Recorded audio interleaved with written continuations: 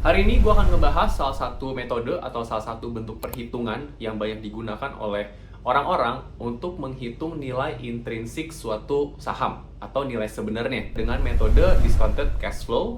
Dan gue akan ngebahas secara detail, jadi kalian bisa coba pelajarin dan kalian pakai untuk menilai suatu nilai intrinsik dari suatu saham. Tanpa berlama-lama lagi, let's go, kita masuk ke videonya.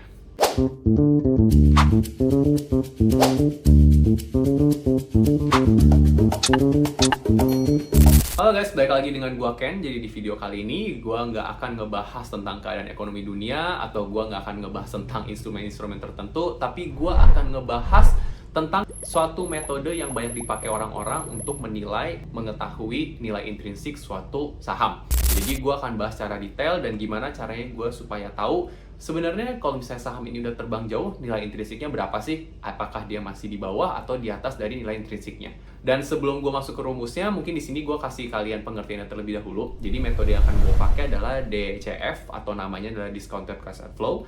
Jadi di sini adalah metode yang digunakan dengan memproyeksikan nilai di masa depan udah gitu didiskonkan ke nilai masa kini lagi. Jadi ibarat itu bolak-balik. Dia mengibaratkan nilainya di masa depan dengan penjualannya, dengan pertumbuhannya dan lain-lain udah gitu didiskonkan untuk dikonvert ke nilai saat ini gitu. Nah, kurang lebih singkatnya seperti itu. Kalau misalnya kalian ingin tahu lebih detail pengertiannya apa, kalian boleh baca-baca karena sebenarnya discounted cash flow ini kalian harus tahu dulu nih sebenarnya kita menghitung apa dan kenapa dia bisa dibilang sebagai nilai intrinsik.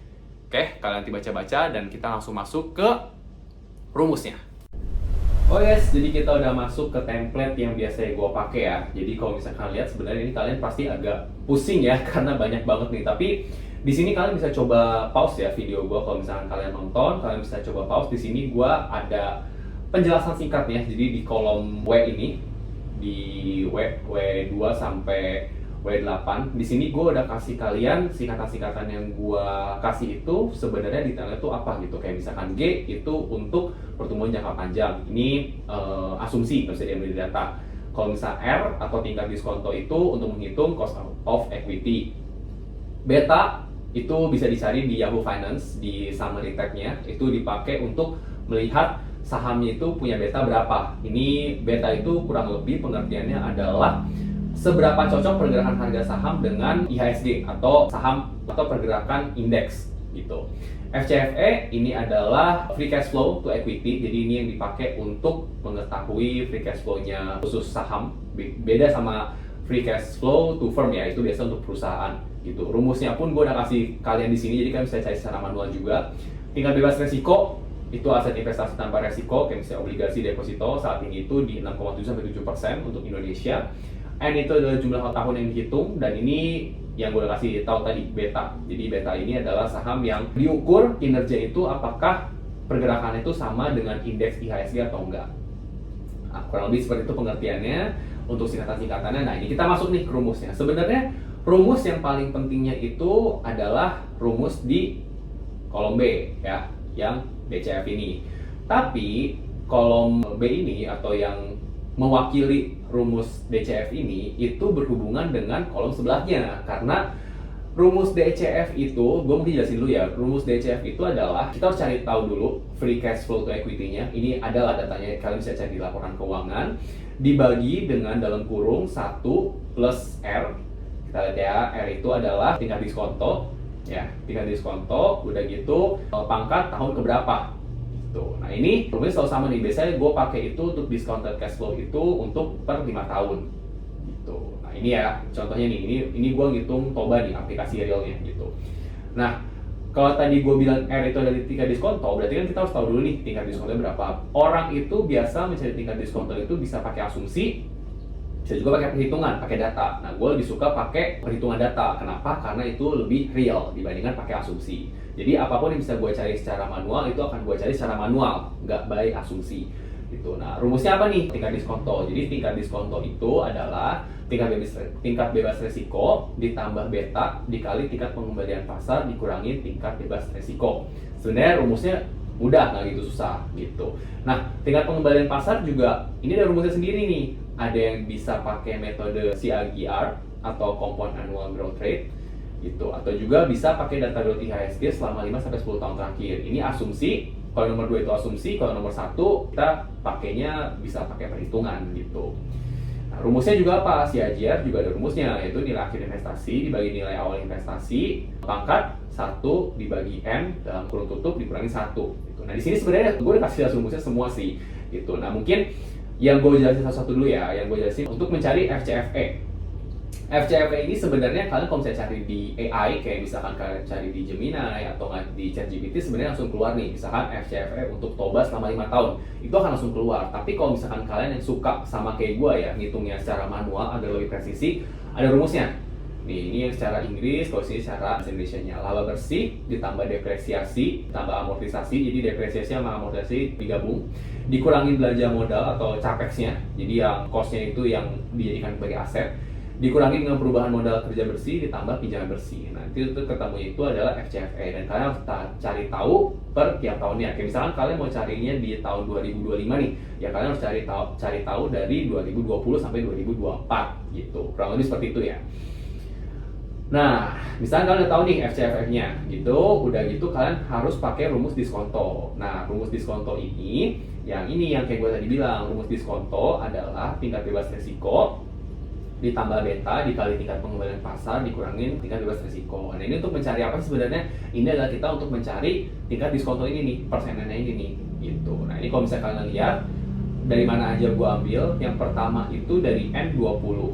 N20 rumus pertamanya apa? Tingkat bebas risiko. Kayak gua tadi bilang, tingkat bebas risikonya adalah 6,75% untuk Indonesia saat ini. Ya, ditambah 0,8. 0,8 adalah betanya dari saham Toba. Kalian boleh cari di Yahoo Finance, itu Toba itu punya beta berapa di kolom summary tab-nya. Begitu dikali dalam kurung M17, ini tingkat pengembalian pasar asumsi ya, IHSG terakhir selama 5 tahun terakhir itu adalah 44%. Ini gue hitung nih selama 5 tahun. Kenapa 5 tahun terakhir? Gue ambilnya karena sesuai dengan kita mau cari 5 tahun ke belakang ini, yang rumus discounted cash flow-nya gitu. Jadi dari 2020 sampai 2025, ya rumusnya kalian ini ya, pakai yang ini ya, nih nilai akhir, cara cari tahunya gitu. Nah gitu nanti udah ketemu nih berapa persen dikurangin dengan tingkat bebas resikonya gitu. Nanti ketemulah hasilnya di 0,37%. 0,37% ini nanti yang akan dimasukin ke rumus si diskontonya gitu. Nah, rumus diskontonya gimana? Rumus diskontonya adalah si free cash flow-nya ini, free cash flow to equity-nya ini, kita udah ketemu tadi FCFE-nya itu dibagi dalam kurung 1 ditambah K20, itu adalah tingkat diskontonya udah kita cari. Nah, makanya rumus ini berguna nih buat cari tingkat diskontonya dalam kurung pangkat B21. B21 adalah apa? B21 adalah si tahun keberapanya gitu ya.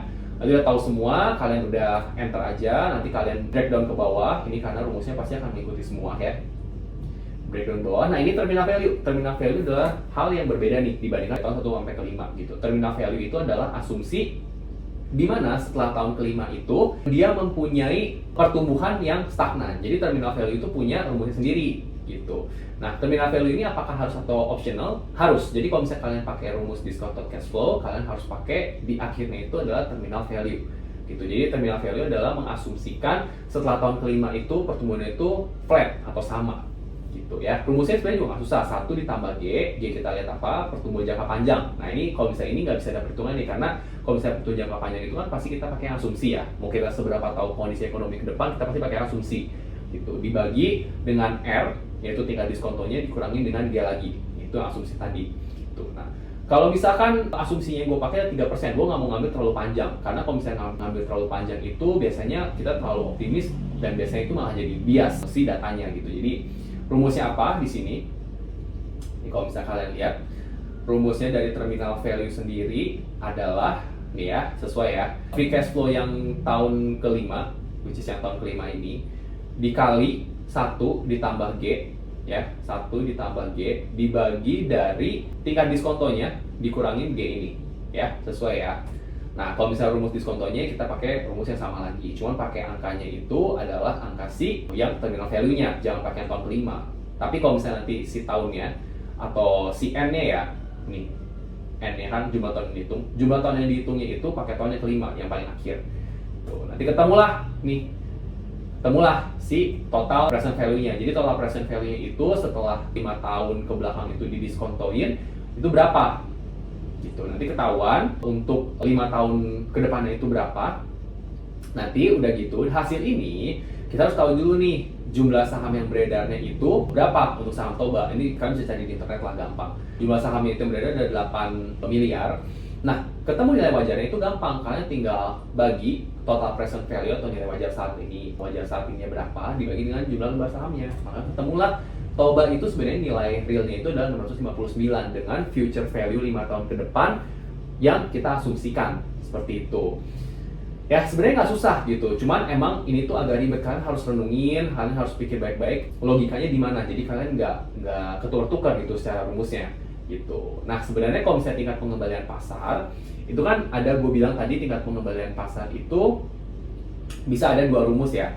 Satu ada metode CAGR atau pakai data IHSG, terus ada juga yang nilai akhir investasi dibagi nilai awal investasi gitu. Jadi sebenarnya CAGR ini tuh lebih mendalam lagi nih, secara bisa dibilang secara rumusnya atau tarikan datanya gitu. Jadi caranya gimana untuk CAGR ini? CAGR ini tinggal kalian lihat dari nilai awal investasinya ini, nih rumusnya. Nilai awal investasinya ini, nilai akhir investasinya dibagi dengan nilai awal investasinya gitu. Pangkat 1 dibagi jumlah tahunnya dikurangin 1 gitu. Nah ini bisa tahu dari mana nih nilai investasi ini, juga kalian bisa cari lah. Kalian bisa cari di internet, karena kalau misalkan nilai investasi ini itu nggak begitu susah cara nyarinya. Kalian tinggal lihat 5 tahun ke belakang itu nilai investasi itu berapa aja dari saham Toba gitu. Nanti ketemu persenannya, bisa kalian masukin juga di rumusnya sih tingkat diskonto, tingkat pengembalian pasar gitu. Jadi kurang lebih rumusnya seperti itu. Jadi kalau misalkan dilihat itu saham Toba itu kan sekarang udah sampai 1000 per hari itu 1150,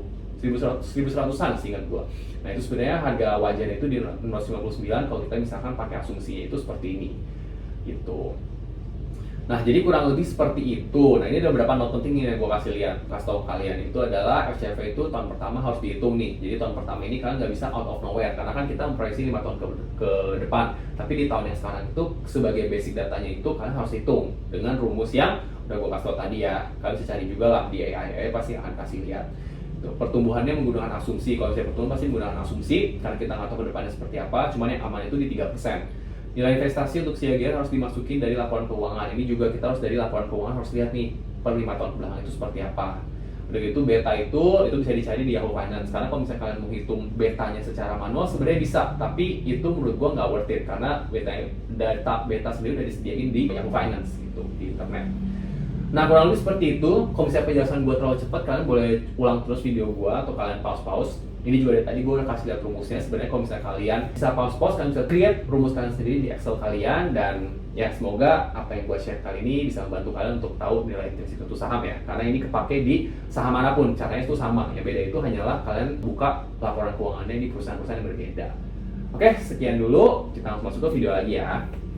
Nah, gimana guys menurut kalian dengan metode yang udah gue jelasin dari tadi? Jadi sebenarnya bisa gue simpulin sih emang agak rujit ya, bisa dibilang tuh agak kompleks banget nih rumus-rumusnya. Tapi yang bisa gue bilang, kalau misalkan kalian bisa benar-benar pelajarin atau kalian intinya itu bisa tahu data-datanya diambil dari mana aja, kalian masukin dan kalian pahami betul-betul rumusnya itu, metode DCF ini tuh sungguh benar-benar membantu kalian lah untuk tahu nilai intrinsiknya. Jadi kalian ketika beli suatu saham atau beli suatu instrumen ya, kalian tahu nih sebenarnya gue itu udah belinya kemana atau kemurahan sih gitu. Jadi poinnya itu adalah cuman mengetahui apakah saham yang kalian beli itu harganya itu kemurahan atau kemahalan. Dan untuk jenis metode DCF ini sebenarnya sejauh yang gue tahu itu hanya bisa dipakai untuk mengetahui nilai intrinsik suatu saham aja. Ke instrumen lainnya itu dia kurang valid lah.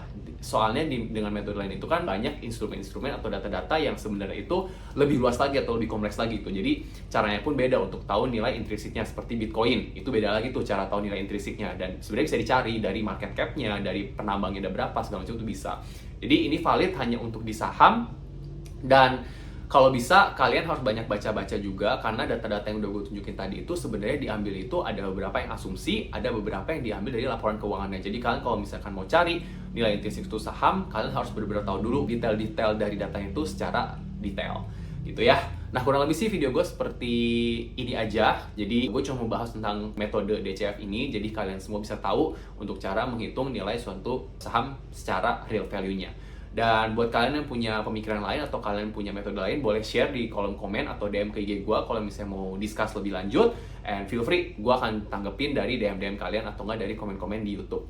So, video gue kali ini udah sampai di sini aja, and see you in the next video.